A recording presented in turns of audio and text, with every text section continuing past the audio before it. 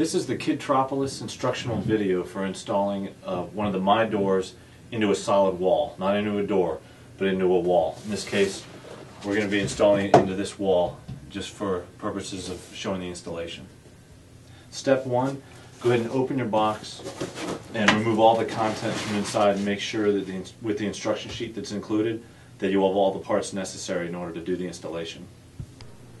After you've taken all the pieces out of your box, in order to go through the content, make sure you have the mini door, the door jamb front and back, with the jamb piece on the inside that was based on the size that you ordered it from. So what you're going to do when you order is make sure you give the thickness of the wall.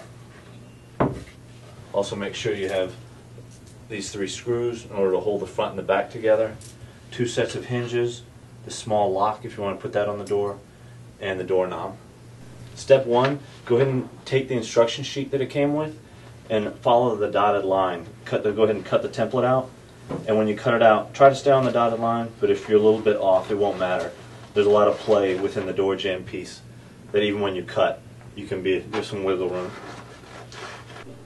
Now that I've cut my template out, we'll go into the next step, which is we recommend getting a professional contractor, a certified licensed contractor, to do the next part. This is our licensed contractor who can describe some of the reasons why. It's very important that you make sure we don't cut through any power lines, water lines, sewer lines, or any load-bearing members in any interior walls in your house. So definitely check with a licensed contractor or a structural engineer to make sure you won't run into these problems. So our next step, after he's already checked the wall, is to make sure we put it exactly where we want it and then tape it into place.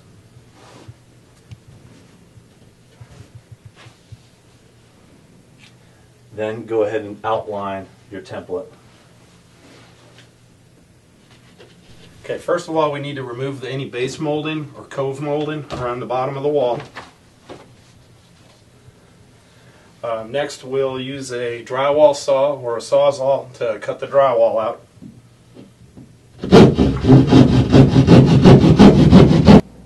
While removing the drywall, you don't have to make a perfect cut. We just want to stay close to our line. We have room figured in for a little bit of air. Once you get it all cut, then we can pull it off and remove it from the wall.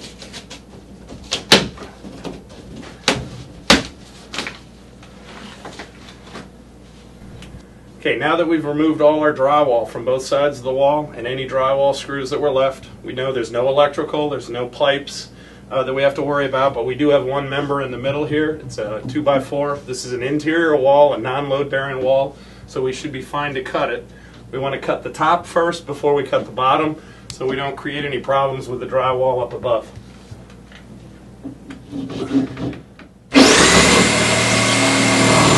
The last thing we need to do then before we can install our door jamb is to cut this 2x4 base plate out. We'll cut it on both sides with the reciprocating saw we got here.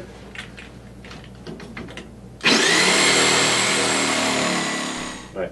Our next step, now that you have the whole cut completely through, is to get the rear piece of the door jamb, and we're going to slide that in from the back side. Okay. After you've put this in from the back side, go ahead and put your front piece on and measure the distance out so that you can cut your base molding in order to get the front frame to recess back flush onto the wall. Okay, our next step is take a 1/4 inch drill bit and go ahead, we're going to drill holes on all 3 and then from the other side. Okay, after your holes have been drilled from both directions so you can see all the way through, go ahead and place each screw all the way through and tighten it in from the back side. Go ahead and use a 3/16 Allen wrench to tighten them down. And one thing we recommend, and you can do it before this point, but if you want to make it completely permanent, go ahead and put construction adhesive on the inside. We didn't do it to this because we may take it out later, but if you want it permanent, put the construction adhesive on as well. Okay, our next step, after we put the frame into the wall, go ahead and attach your hinges onto the pre-drilled holes onto your door.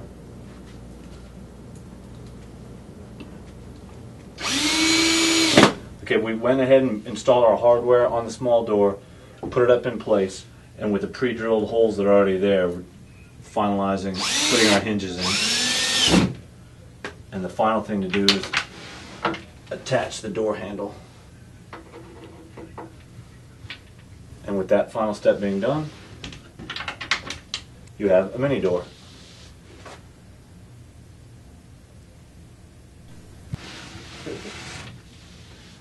Don't forget to consult a contractor before installing your mini door. Thanks.